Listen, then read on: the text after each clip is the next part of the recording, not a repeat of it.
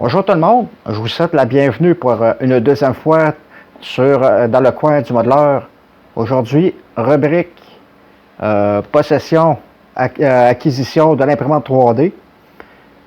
Cette vidéo aussi, ça va être plus pour discuter concernant les imprimantes 3D, les accessoires qui est fourni avec le kit.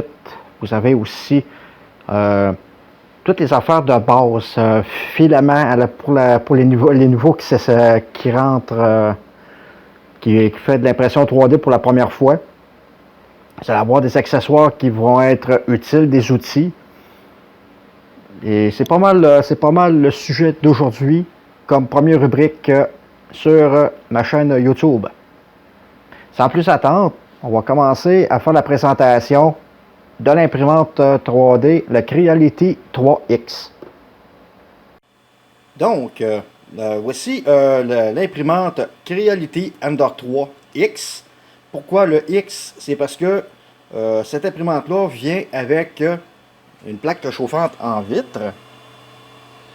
Vous avez quand même quelques dispositions des Ender 3 Pro. Vous avez quand même l'équipement de l'outillage, quincaillerie qui va avec l'imprimante 3D. Ici, on fait un petit tour du côté droite. Là, ici, là, ça c'est un petit coffre improvisé. C'est ce que vous trouvez dans votre kit d'imprimante. Vous avez des clés Allen, des clés, des petites clés. Ça, c'est pour les buses, des vis à visser. Vous avez aussi, dans votre kit d'imprimante 3D, vous avez des vis de rechange. Ici, ça se trouve être une vis pour la structure de l'imprimante. Bien important que ça doit être quand même serré. Il y a aussi un ajustement par rapport au niveau pour que ça soit bien ajusté, pour pas qu'il y ait d'usure prématurée de vos petites roulettes. Là, ici, je présente pas juste, les accessoires, les outils qui viennent avec l'imprimante. Si on fait un petit tour vers la gauche, là, vous voyez ici, je m'apprête à faire un nettoyage de buse.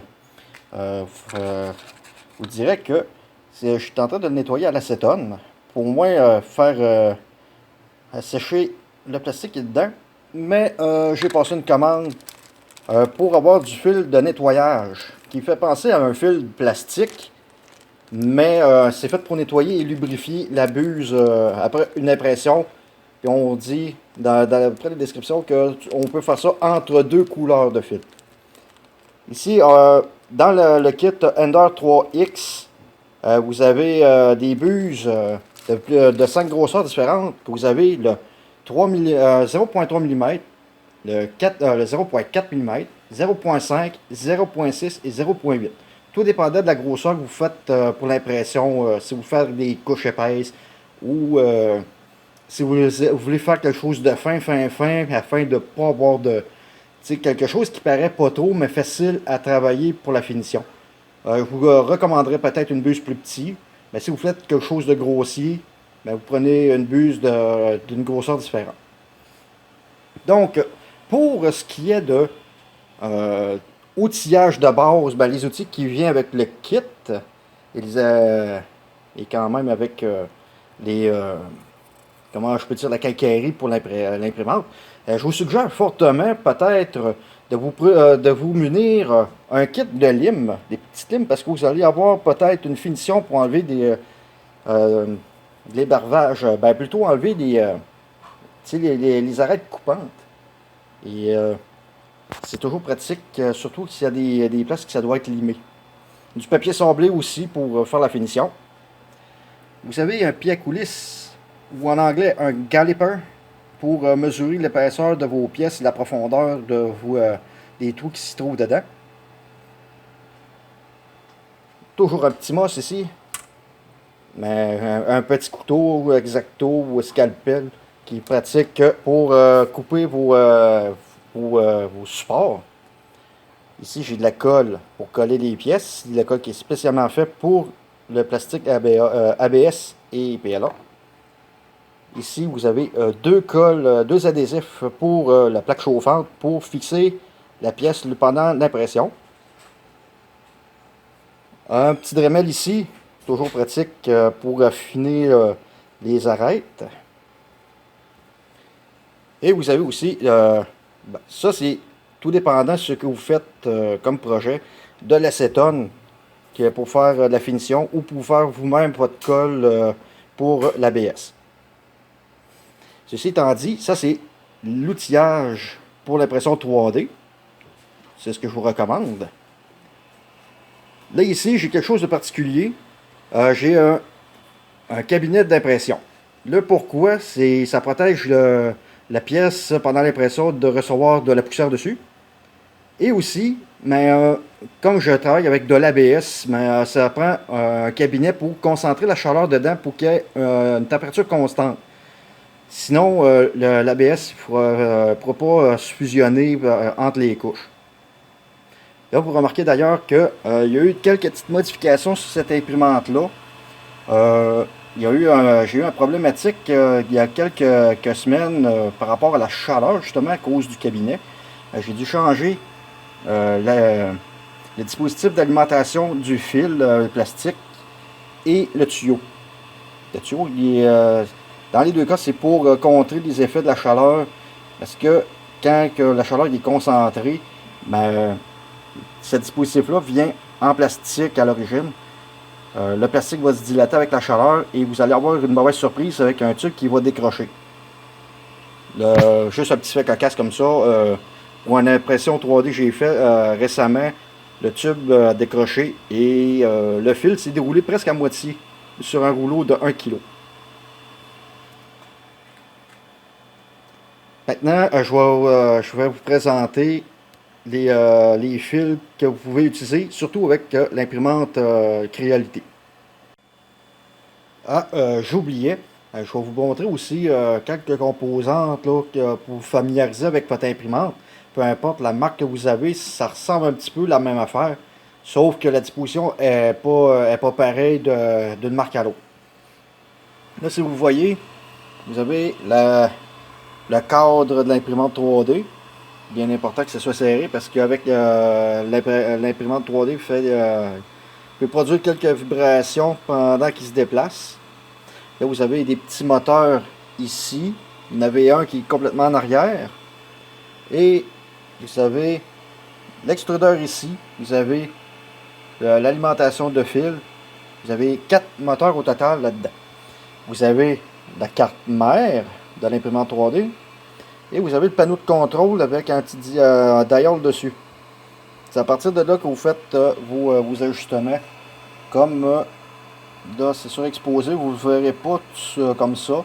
Mais c'est dans. Il y a un menu là-dedans pour zéroter votre imprimante 3D. À chaque fois que vous allez le faire, très important qu'il soit 0 parce que si vous le mettez en offset, il ne commencera pas aux bonnes places. Le pire des outils ici, c'est les ajustements de la table.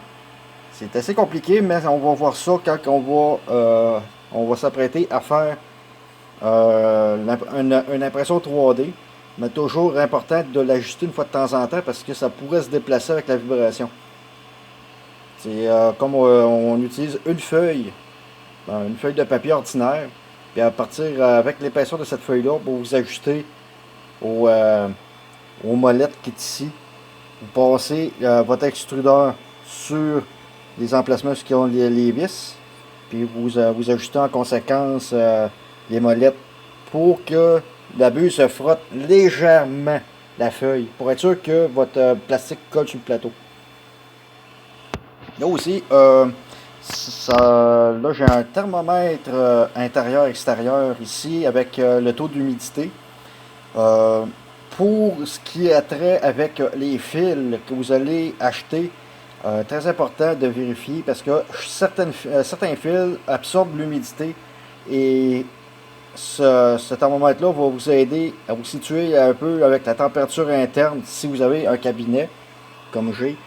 La température interne de la cabine et l'humidité relative à l'intérieur pour être sûr que votre fil va être performant jusqu'à la fin. Donc, on va tourner vers les types de fils qu'on peut trouver. Ça c'est tous les fils que l'imprimante Creality Ender 3 utilise. Vous avez du PLA, ici. Ça, c'est un fil plastique là, à base de... Je pense qu'il y a à base végétale. Il y a comme une espèce de sucre dedans. Mais c'est un fil que pas mal tous les néophytes commencent à partir de ce matériel-là pour faire l'impression 3D. C'est le plus facile à faire, pas beaucoup d'ajustements. Juste à suivre les recommandations du fabricant. Le PLA Plus, c'est presque la même chose que le PLA. Mais celui-là, il donne une petite solidité comparable à de l'ABS, mais avec la facilité d'impression du PLA lui-même. Donc, si vous allez dans le moins cher de PLA, c'est le meilleur. Vous avez plusieurs couleurs aussi, tout dépendant de la marque que vous achetez. Là, ici, vous avez de l'ABS. Là, pourquoi que j'utilise la cabine d'impression, c'est parce que l'ABS doit avoir une chaleur constante pour faire l'impression.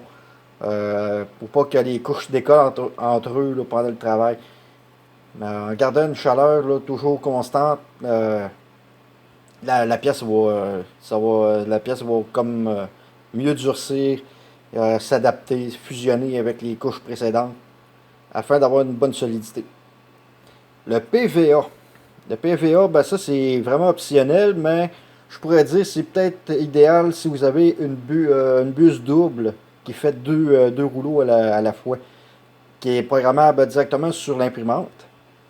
Donc, le PVA sert plutôt à faire des supports temporaires pour des pièces complexes, un peu comme une boule ou vraiment une espèce de casse-tête bizarre là, quand vous faites un vide dedans. C'est un fil qui se dissout à l'eau. Donc, très important que lui soit protégé de l'humidité, sinon votre PVA, là, il va être scrap, comme on dit en bon français, par chez nous. Donc, idéalement, c'est le PVA, on l'utilise si on a l'extrudeur double pour faire le travail. Dans mon cas, je ne sais pas si cette imprimante-là puisse avoir une bûche chauffante double pour faire deux fils en même temps. Là, vous avez deux contenants de TPE. C'est du polyuréthane thermoformé.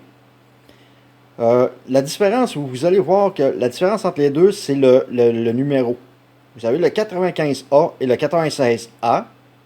Ça, c'est la dureté du caoutchouc.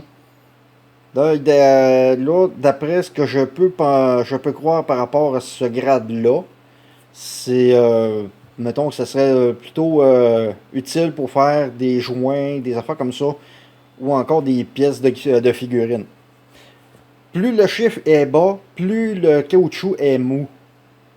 Donc, plus le caoutchouc est mou, mais plus ça allait avoir un peu de difficulté à imprimer avec ce type de matériel-là dans l'imprimante 3D pour une seule raison, c'est que lorsque vous passez le fil dedans, le TPU de char, la dureté plus molle rentre là-dedans, il a tendance à s'enrouler dans les engrenages ici. Donc ça c'est pas plaisant pour quelqu'un qui fait de l'impression 3D. Surtout que là où vous êtes en train d'imprimer, puis le fil est en train de s'enrouler dans l'engrenage.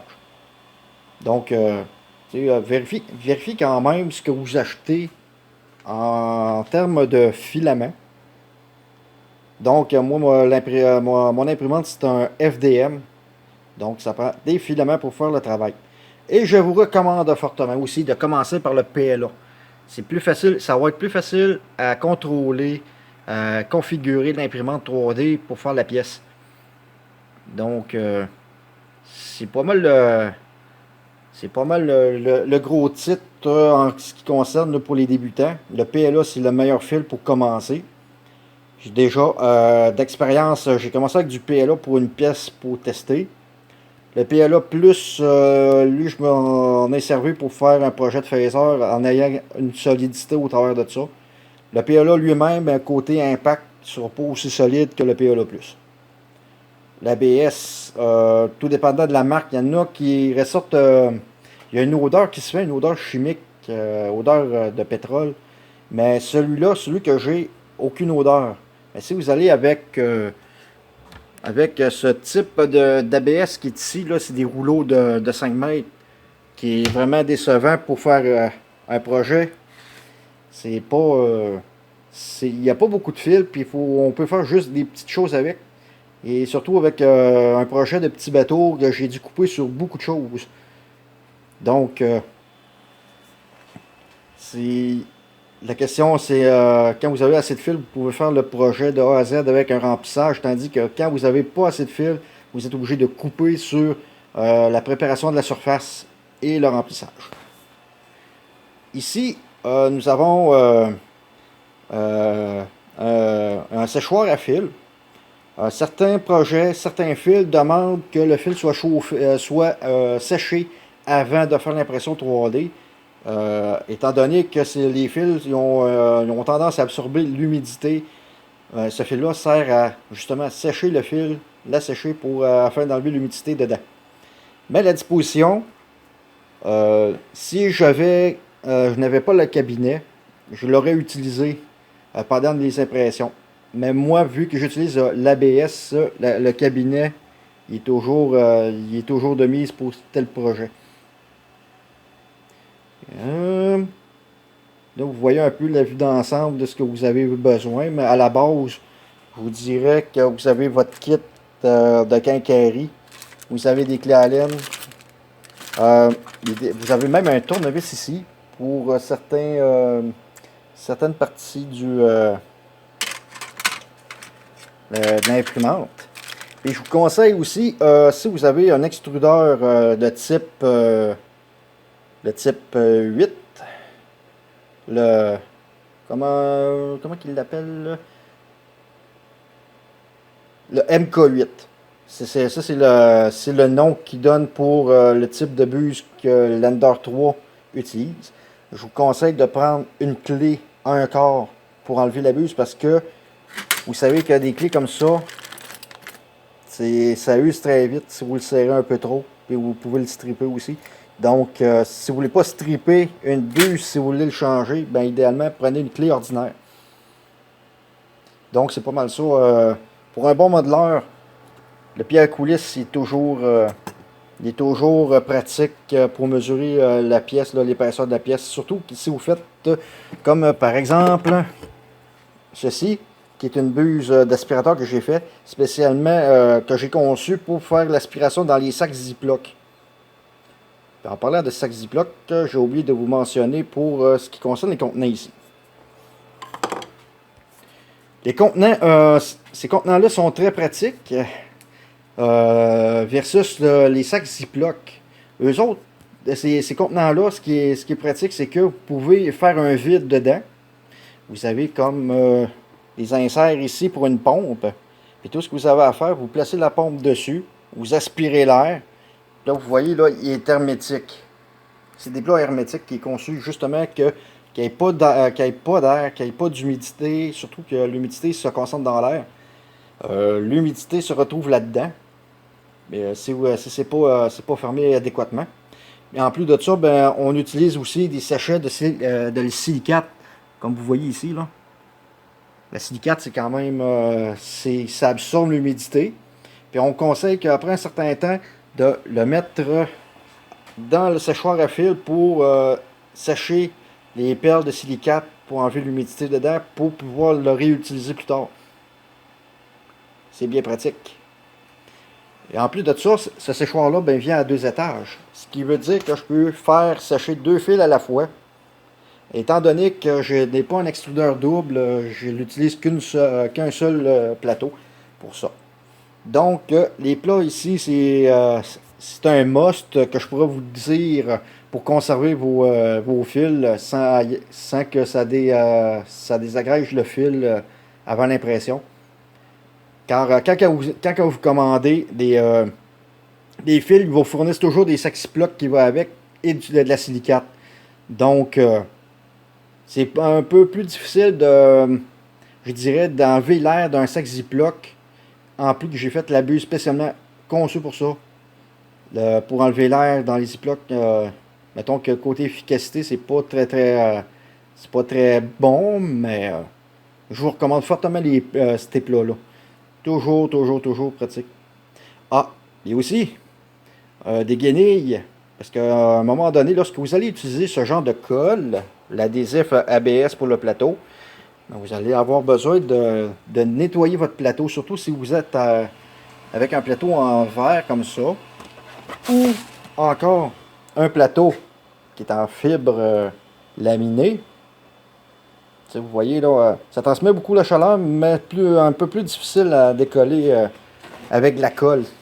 On recommande souvent que euh, on recommande d'utiliser du collant du masking tape là, pour la carrosserie pour faire une surface. Je l'ai déjà fait, mais le collant, lorsque la buse touche, fait décoller le tape. Puis c'est pas bien le fun là, quand ça se ramasse dans l'impression. Aussi, j'ai oublié de vous mentionner, dans la quincaillerie, vous avez un cutter à fil ici, ciseaux à fil, pour couper votre fil lorsque vous avez fini. Vous, vous avez une spatule pour décoller votre pièce du plateau. Puis aussi très pratique pour nettoyer votre plateau en verre si vous utilisez l'ABS. Et aussi, c'est pas tout le monde qui a ça, ben, un thermomètre laser. Ça, c'est, je vous dirais que l'aspect pratique de cet outil-là, c'est que vous pouvez faire le suivi de la chaleur en sachant que si vous avez la chaleur qui est indiquée d'après les informations. Là, vous voyez, je pourrais faire un zoom in. Là, vous voyez, là, il y a des informations sur l'écriture. Ben, vous avez l'écriture du statut de l'imprimante. Là, on dit que l'Ender 3 il est prêt. Vous avez des chiffres à côté. Là, vous avez un petit symbole de buse. Oh, on va repetir un petit peu.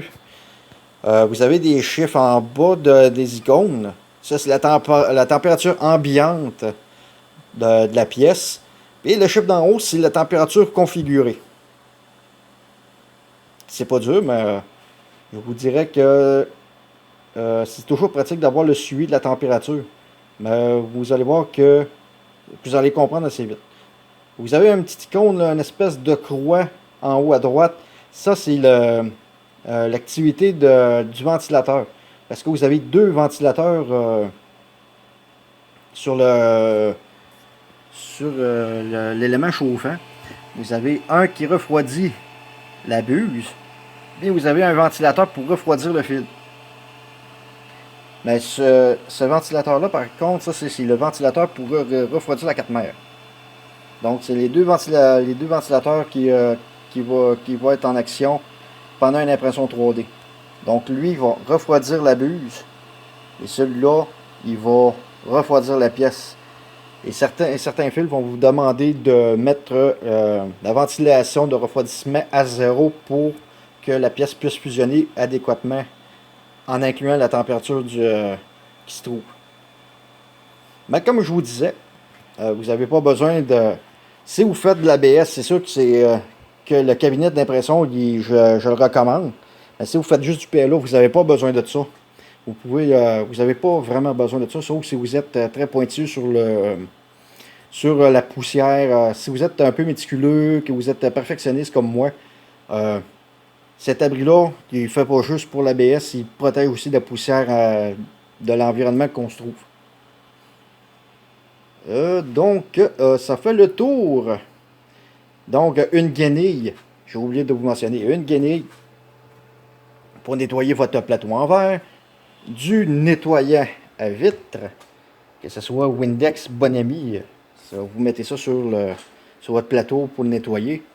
Et encore, il y a aussi l'acétone. L'acétone, comme qui ça dissout l'ABS. Mais vous prenez ça, vous en mettez un petit peu. Vous nettoyez votre plateau avec ça. Puis vous grattez avec le grattoir. Donc, c'est comme ça que vous allez le nettoyer. C'est chiant un peu, mais Ça fait partie un peu de l'aspect technique au niveau de la finition de la pièce que vous imprimez. Bon, les mots de la fin de cette présentation. Je vais revenir sur ce qui a trait au colle que vous pouvez acheter. Il faut faire attention parce que vous avez de la colle et de l'adhésif. Il y a une différence entre les deux. L'adhésif, c'est pour coller votre impression sur la table de chauffant afin que la pièce ne se déplace pas pendant l'impression. Puis vous avez une colle qui est faite pour coller vos pièces ensemble. Je vais vous les montrer, je vais revenir là-dessus pour faire la différence. Lorsque vous commandez de la colle, moi je vous suggère d'aller sur le site filament.ca parce que, présentement, on a un site québécois, Filament Québec 3D, ou plutôt Filament 3D Québec. Eux, avec la pandémie, pour la vente de fils, ils sont pas mal backorder. Ils ne vendent pas beaucoup de fils ce temps-ci, mais ils vendent encore des pièces pour l'imprimante si vous voulez faire un petit peu d'amélioration sur votre imprimante 3D. Donc, filament.ca, je vous dirais, je vous conseille d'aller là pour vos fils, les colles, les adhésifs, tout ce que vous pouvez trouver. Mais faites attention, ce site-là, c'est pas mal dans le commercial. Là. Ça peut aller hobby jusqu'à l'industriel. Donc, je reviens sur la colle. Ça, c'est une colle qui est faite pour coller le PLA, mais aussi l'ABS. Ça agit comme un peu de la colle Crazy Glue, mais celui-là, il fait vraiment la job. J'ai collé les pièces, les 9 pièces qui fait le phaser de Star Trek que j'ai fait pour un collègue. Ça colle.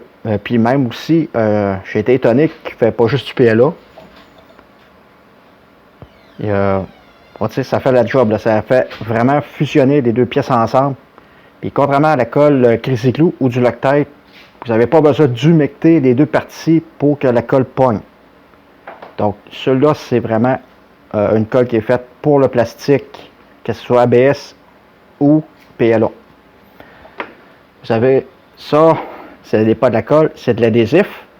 Vous avez besoin de ça pour faire votre ABS avec ça. C'est ce qui va faire fixer votre morceau sur le plateau chauffant. Puis prenez garde à vérifier pour quel matériel que vous l'utilisez. C'est ABS ou TPU ou une autre sorte qui peut avoir d'ABS ou du PLA. Puis très important de ne pas mettre une couche trop épaisse avec cette colle-là parce que vous allez avoir de la difficulté à décoller votre pièce du plateau. Donc, une petite couche suffit. Vous faites la surface d'impression de votre pièce. Vous savez la grosseur, tout ça. Idéalement, vous le faites dans la dimension que votre pièce va être imprimée. Ou si vous avez 2-3 pièces que vous imprimez ensemble, vous faites la surface que vous avez préparée sur votre logiciel de découpage. Vous faites la dimension pour appliquer l'adhésif.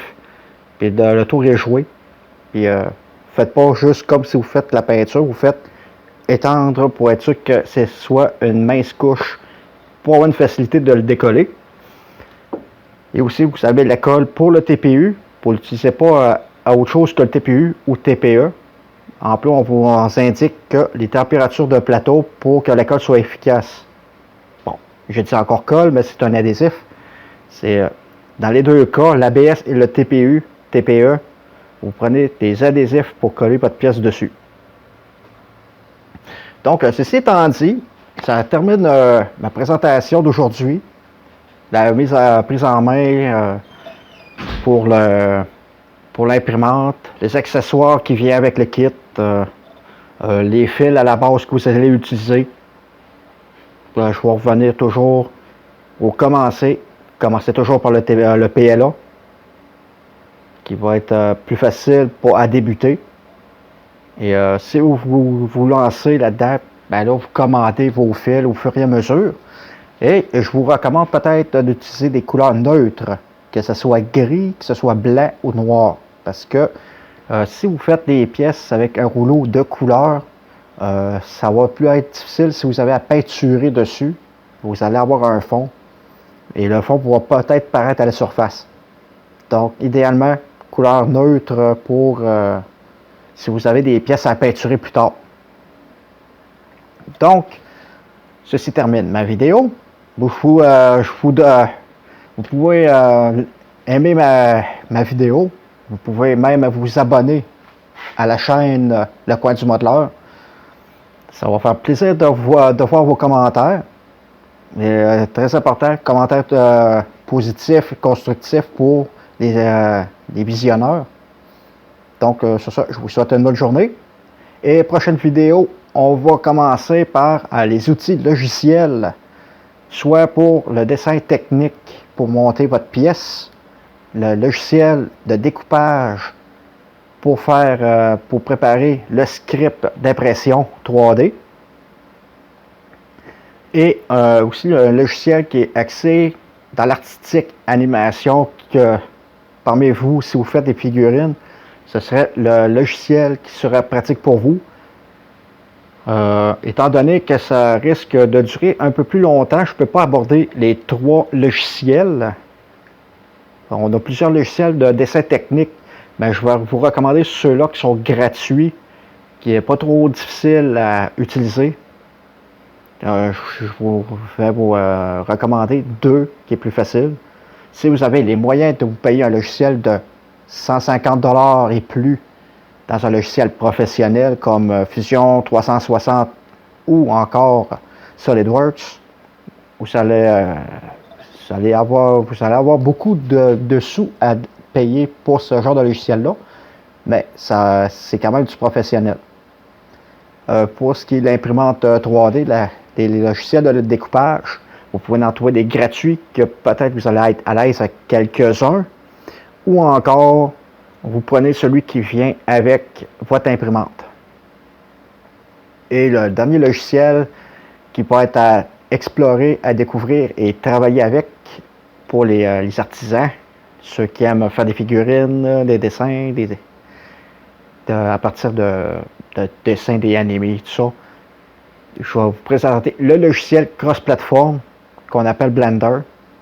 On va essayer de décortiquer le fonctionnement, comment faire des figurines, des parties anatomiques pour figurines, poupées ou encore personnages mythiques. Et je ne veux pas trop vous gâter. Je sais qu'il y a beaucoup de gens parmi vous qui détestaient l'école. On va faire un petit peu de géométrie parce que le logiciel que je vais vous présenter, qui est cross-platform, en plus de ça qui est gratuit, peu importe le logiciel de dessin technique que vous allez utiliser, ça va prendre un petit peu de base de géométrie pour pouvoir concevoir vos créations. Ça se termine ainsi. Donc, n'oubliez pas, un thumbs up, abonnez-vous à ma chaîne. Ça va faire très plaisir de vous accueillir dans cette chaîne-là, en tant qu'abonné. Et tout ce que vous allez trouver comme vidéo, ben, ça va être pratique pour vous si vous avez besoin de vous référer à, par exemple, comment ajuster manuellement l'imprimante 3D. Vous allez tout avoir ça dans un répertoire dans ma chaîne YouTube, Le Coin du Modeleur. Vous allez avoir toutes les informations que vous aurez besoin pendant votre création. Bonne journée tout le monde!